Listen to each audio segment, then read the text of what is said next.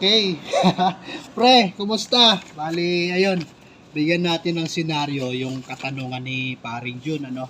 Sabi ni Paring Jun nakaraan, nag-message sa kanya, pre, paano ko ba i-declare sa LTO na yung motor ko is naibenta na? No? So, ngayon kasi, sa panahon ngayon, inoobliga na tayo na i-inform si Land Transportation Office or si LTO na once magbebenta ka ng unit, mapamotor man yan or sasakyan, once magbebenta ka, kaya within the 5 days, within pagkabenta mo, within the 5 days, dapat mai-inform mo din sila. Ipaalam mo yung ahensya na yung unit na yan is wala na sa pangangalaga ko. Hindi na yan sa akin, naibenta ko na siya. No? So, yun yung senaryo. Kung bakit ganun, dati kasi hindi naman maigpit. Pero ngayon, meron tayong bagong batas na umiiral, no? So, yung Republic Act 12209 or Motorcycle Crime Prevention Act. So, yun siya na nag-uubliga sa atin na once magbenta tayo ng motor, no, mag-release tayo ng sasakyan man yan o motor, magbenta tayo, kailangan natin ipaalam, kailangan natin i-report sa ahensya ng LTO na iyon ay binenta na natin. No? Kapag ka ikaw nagbenta. Ngayon, kapag ka naman ikaw ay bumili ng second hand, obligado within that day, alam ko 5 days, mga ganun lang ang palugit nila eh. Within na day na pagkabili mo, meron lang silang ilang araw na palugit para ma-transfer of ownership yung vehicle registration under your name, no? So, kailan mo na siyang i-transfer of ownership, ipalipat sa pangalan mo rin. Ganon yung polisiya nila. So, kailangan natin mag-comply doon sa batas nila na Motorcycle Crime Prevention Act. So, yun. Kung bakit tayo naobliga, syempre, meron yun multa. Yun lang naman yun. Pag hindi ka mag-comply, may multa kasi. Kapag ka mahuli yun, na hindi pa sa kanya nakapangalan, naibenta na pala sa kanya, both parties magsasuffer dito, si vendee at saka si vendor, no? Yung bumili at yung nagbenta, may multa sila. Dati nga 20k yun, alam ko eh. Pero ngayon, binaba nila, ni-revise nila yung ano na yan, sinasabatas nila na yan. So binaba nila yung penalty, 5,000 na lang. Pero ganun pa man, obligado i-report mo sa LTO at kung ikaw naman second owner, i-transfer mo na sa pangalan mo hanggat maaari para maiwasan mo yung mga aberya.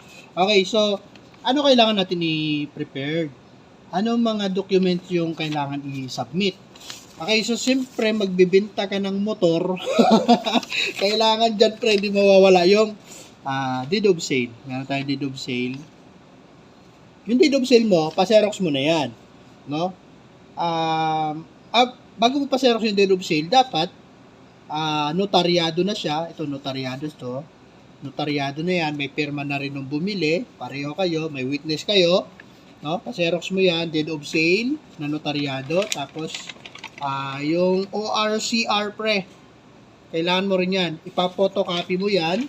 At saka, dalawang valid ID nung may-ari. Halimbawa ito.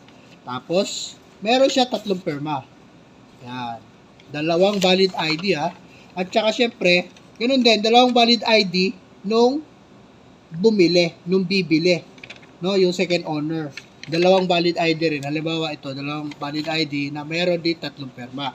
Ngayon, isasubmit mo yan, kukumply mo yan. Deed of sale, ORCR, ID nung may-ari, ID nung nakabili na may 3 pirma. I-attach mo yan, sasubmit mo sa LTO office. Ngayon, saang LTO office ka ba pupunta?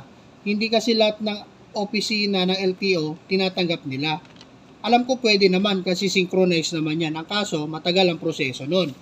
Ngayon, pinakamadali, At ang pinaka ano talaga proseso ganito, dito sa CR, yung Certificate of Registration, sa ibaba nitong main office, yung main office nila is Avenue, Quezon City, di ba?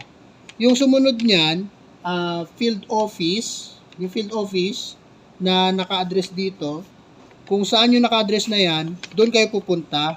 Kasi kumbaga, yun yung pinaka-mother file niya, doon yung unang rehistro ng motor nyo na yan. Kaya doon yun isa-submit. Mas madali yung proseso. So, pag sa iba kasi, pwede naman, tanggapin nila yan. Ang kaso, naaabala, naantala, gawa nga ng ipo-forward pa nila doon sa opisina kung saan yung main office nung unit mo, tapos babalik nila. Then, pagbalik, meron na nito. Yung stamp, yung tatatakan nila yan galing sa LTO na na-receive na nila. Tapos, yung kopya na isa, bibigay nila sa'yo. So, bali mangyayari nun, yung isa-submit mo, meron ka pa dapat isa pang date of sale, tsaka ORCR. Yun yung bibigay nila sa'yo, pero mayroon na imprenta. Yan. Galing na yan sa LTO. Ito yung notaryo. Ito yung galing sa LTO. So, bakit kailangan pa? So, yun nga, dahil nga kailangan i-comply yun, maliban doon, maliban sa may multa dyan, iniiwas lang din naman tayo doon, pre, sa mga probable cause or mga senaryo na pwedeng kahinatnan ng motor na yan na dapat hindi mo na cargo. Halimbawa, yung motor na yan na nabenta mo is nakasagasa ng tao, nakabangga ng sasakyan, naka-hit and run siya. Although hindi naman siya nahuli ng enforcer, no? Hindi siya nahuli sa checkpoint, naplakahan, no? Naplakahan. O kaya nag-commit siya ng violation, meron na tayo NCAP ngayon, 'di ba? Yung NCAP, no contact apprehension policy, 'di ba? So camera na 'yung nanguhuli. Kapag ka nag-commit yan ng any violation sa kalsada, nag-commit yan ng crime na involved siya sa kung ano man kabulastugan dyan, tapos hindi mo dineclared na hindi na yan sa'yo hindi na yan sa'yo pangangalaga, na ibenta mo na siya, ang babalikan yan, ikaw. So, yun yung iniiwasan natin. At yun din yung pinapatupad dito. Marami na kasi nangyari niyan. At yun, nakakalungkot kasi kahit yung mga violation sa kalsada, ang pinapadala ng subpina, yung unang may-ari pa, which is dapat wala na siyang liability doon. No? So, yun, yung senaryo patungkol dito. Kaya, pag comply, saglit lang din naman, within that day, marirelease din yun. Tatatakan lang din naman to doon. Sasubmit mo lang siya, tatakan to sa'yo, itago mo to. Para ano't anuan yung mangyari, pag sakaling binalikan ka, meron ka pruweba. Ito siya.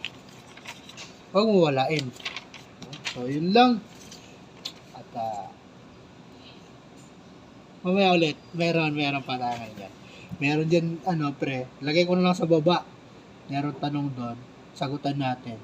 Lagay mo lang sa baba, pre. See.